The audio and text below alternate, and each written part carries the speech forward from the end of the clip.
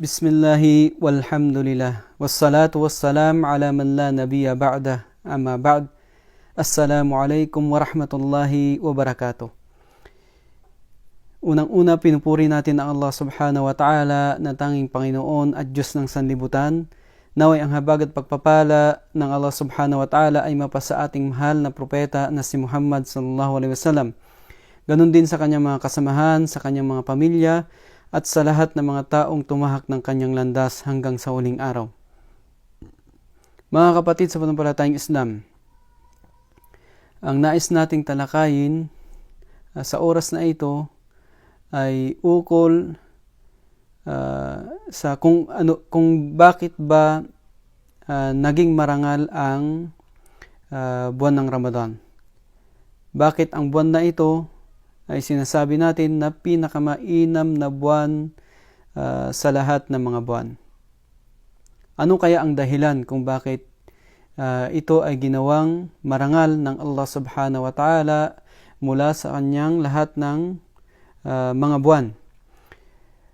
At sa pagtatanong natin na ito, mga kapatid, ito ay mahalaga sapagkat dito maunawaan natin ang kahalagahan ng buwan ng Ramadan at ganun din kung ano ba yung dapat nating pahalagahan sa buwan ng Ramadan. So ito ay magbibigay sa atin ng linaw insyaAllah sa kahigtan ng buwan ng Ramadan, ganun din sa kahigtan ng banal na Quran. So ang banal na Quran, ito ay may matibay at malaking koneksyon sa buwan ng Ramadan.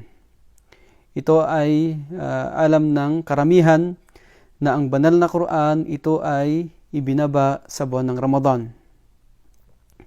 At kung mapapansin po natin, mga kapatid, bago po natin talakayin, pasukin ang ating paksa, ay mapapansin natin na ang banal na Quran, kung saan ito ipinahayag, kung saan ito ipinagkaloob ng Allah subhanahu wa ta'ala, siya naman ang nagiging dahilan kung bakit nagiging marangal ang isang nilalang o kaya bagay kung saan ipinagkaloob ng Allah o ipinahayag ng Allah ang banal na Quran na ito.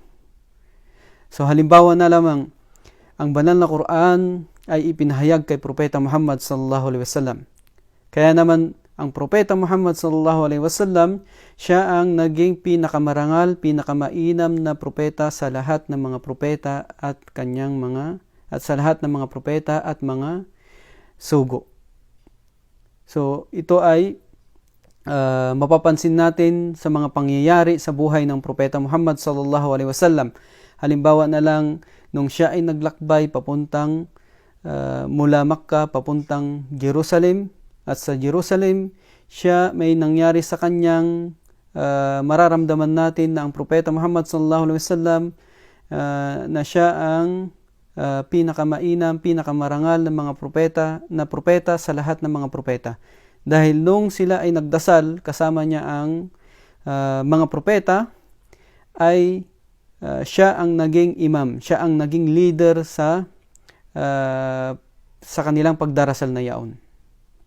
At ganun din, mga kapatid, sa araw ng paghuhukom, alam nyo ba na ang Propeta Muhammad sallallahu alaihi wasallam, siya ang pinakaunang nilalang na lalabas sa kanyang libingan. So ito ay pagpapaunawa sa atin, mga kapatid, na ang Propeta Muhammad sallallahu alaihi wasallam, siya ang pinakamainam, pinakamarangal na propeta sa lahat ng mga propeta. At ganun din, ang banal na Quran na ito, bago pa man mapunta kay Propeta Muhammad sallallahu alaihi wasallam, itong mga bersikulo na ito mula sa banal na Quran ay kanyang ipinapahayag ito sa kanyang anghel na tinatawag na Anghel Jibril o Anghel Gabriel. At alam natin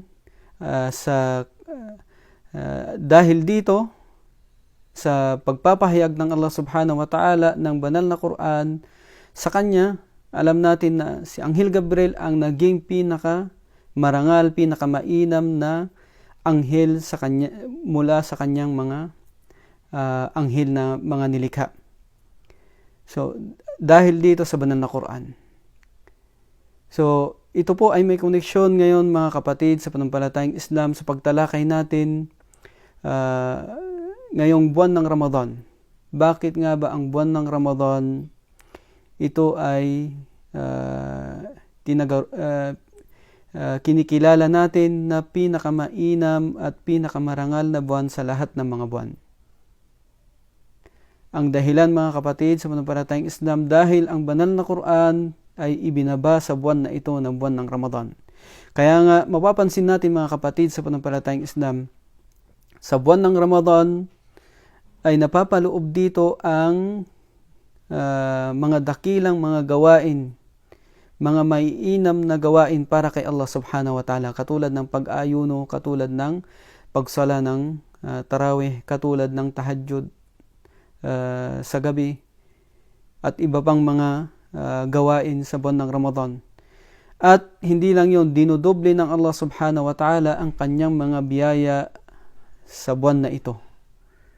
Ito ay dahil ibinaba ng Allah subhanahu wa ta'ala bilang pagpaparangal sa kanyang salita, sa kanyang banal na Quran na ibinaba niya dito sa buwan ng Ramadan. At hindi pa doon nagtatapos mga kapatid sa pananampalatayang Islam.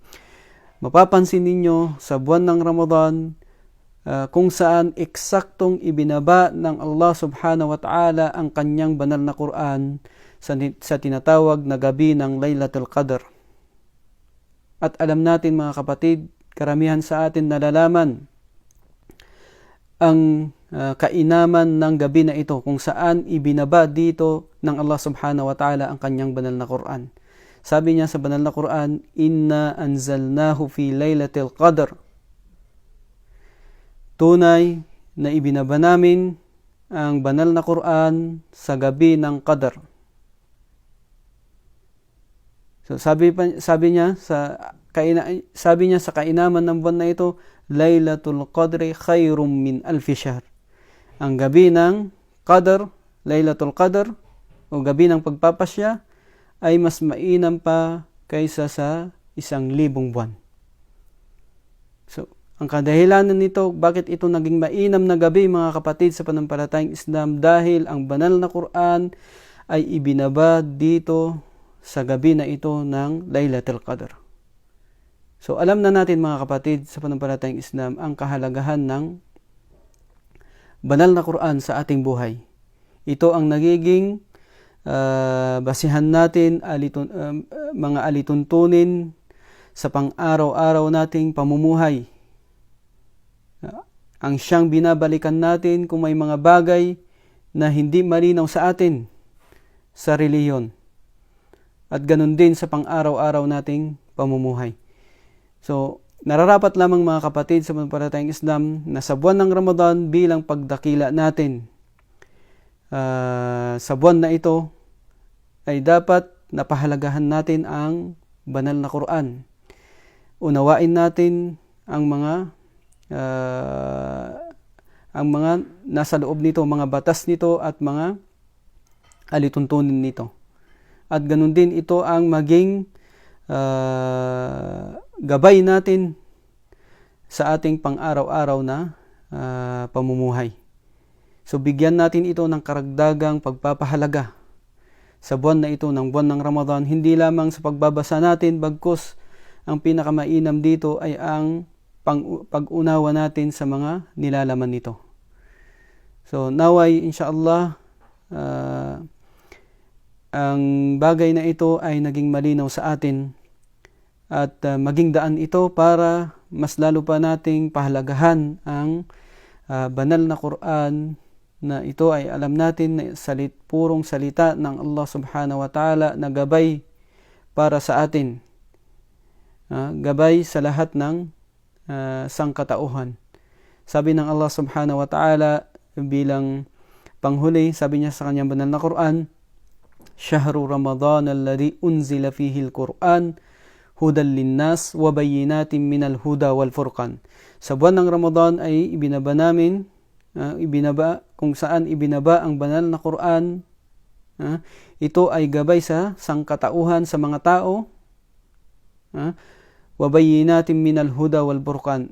Ito ang nagiging gabay sa atin para malaman natin kung alin ang matuwid at hindi matuwid, kung alin ang kabutihan at kung alin ang kasamaan.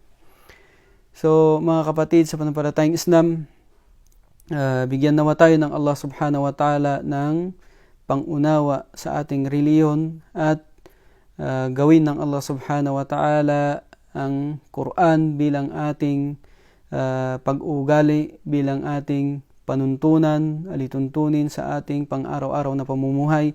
Wa akhiru da'wana anil hamdulillahi rabbil alamin. Assalamu alaikum wa rahmatullahi wa barakatuh.